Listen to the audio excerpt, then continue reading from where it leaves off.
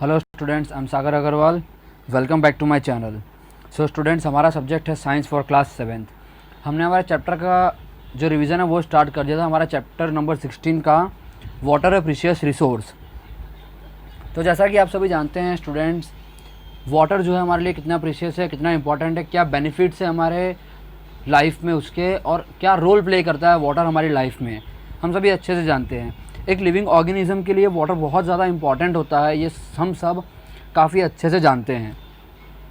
तो वाटर के बारे में मैंने इंट्रोडक्शन दिया था कि वाटर हम कहाँ यूज़ करते हैं, कैसे यूज़ करते हैं, हमारी डेली लाइफ में कहीं ना कहीं यूज़ करते हैं। 50 लीटर्स ऑफ वाटर जो होता है वो एक ह्यूमन बीइंग डेली रूटीन में डेली बेसिस पे यूज़ कर सकता है। अगर उससे ज़्यादा यूज़ करता है तो उसका वेस्टेज होता है।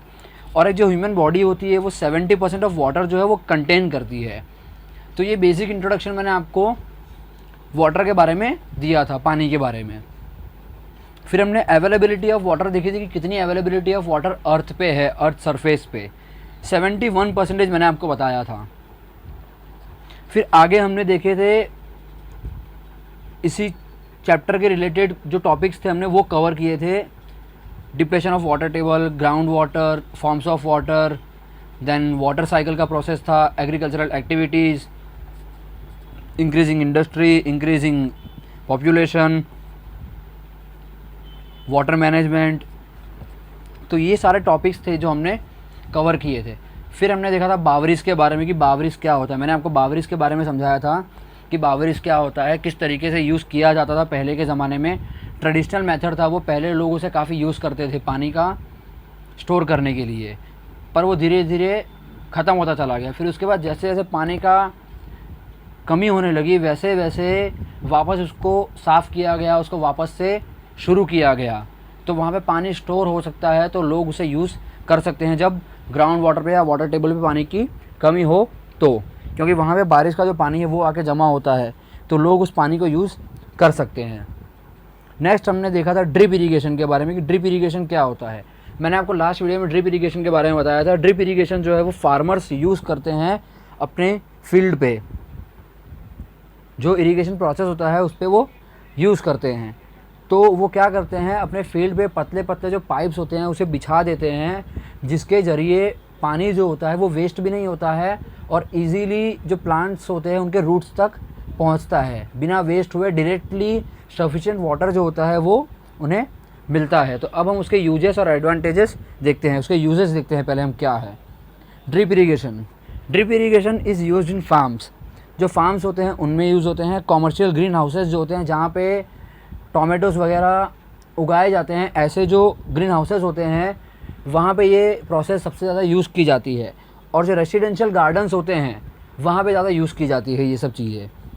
ये जो ड्रिप इरीगेशन का मेथड है वो। Drip irrigation is adopted extensively in areas of acute water scarcity. मतलब जहाँ पे सबसे ज़्यादा पानी की कमी होती है वहाँ पे ये प्रोसेस यूज़ किया जाता है। क्यों? क्योंकि वहाँ पे पानी कम होता है और ज़्यादा पानी वेस्ट नहीं करना होता है, जिसकी वजह से ये प्रोसेस का इस्तेमाल किया जाता है। And specially for crops and trees such as coconuts, grapes, bananas, strawberry, sugar cane, cotton and tomatoes. तो ये सारे ऐसे जो क्रॉप्स हैं जिनके लिए ये ड्रिप इरीगेशन का यूज़ किया जाता है। कौन से हैं वो? Coconut, grape, banana, strawberry, sugar cane, cotton and tomatoes. Tomatoes का एग्जांपल जैसा कि मैंने अभी स्टार्टिंग में बताया वो। तो ये उसके यूजेस थे। अब उसके एडवांटेजेस देखते हैं। Fertilisers and nutrients loss is minimised due to a localised application.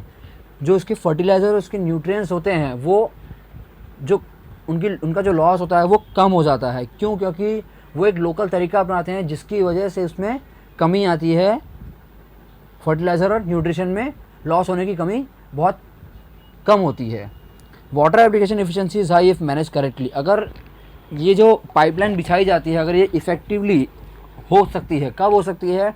जब ये प्रॉपर वे में बिछाई जाए और प्रॉपर पानी इनमें छोड़ा जाए तब, और एक अमाउंट में पानी छोड़ा जाए तब। Field levelling is not necessary.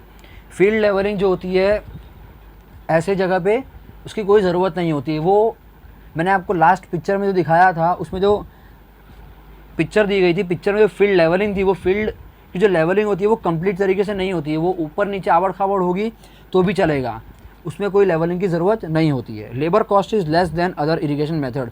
यहाँ पे लेबर कॉस्ट कम हो जाता है, क्योंकि पानी उतना देना नहीं पड़ता है, सिंचाई उतनी ज़्यादा करनी नहीं पड़ती है, तो क्या होता है लेबर कॉस्ट जो होता है वो कम हो जाता है।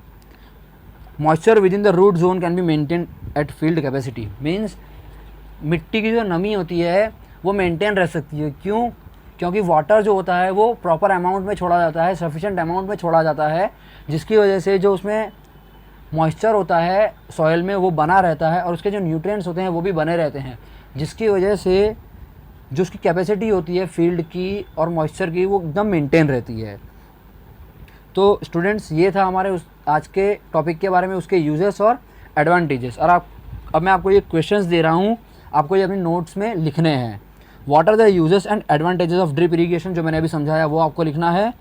डिफाइन वाटर मैनेजमेंट, जो लास्ट स्लाइड में हमने पढ़ा था, लास्ट स्लाइड में हमने पढ़ा था वाटर मैनेजमेंट के बारे में, आपको उसका डेफिनेशन लिखना है, वो मैंने आपको वीडियो में मेंशन किया है। और एक्सप्लेन अबाउट बावरीज इन योर वर्ड्स, बावरीज के बारे में जो मैंने समझाया है, जो आपको समझ में आया है, वो अपने ओन लैंग्वेज में आपको अपने वर्ड्स में खुद आपको जो समझ में आया है वो लिखना है। तो स्टूडेंट्स आज का आपका ये होमवर्क है, आपको अपनी फेयर नोट में ये नोट डाउन करना है। तो वापस इसको एक बार देखिए और समझने की कोशिश कीजिए। Thank you students.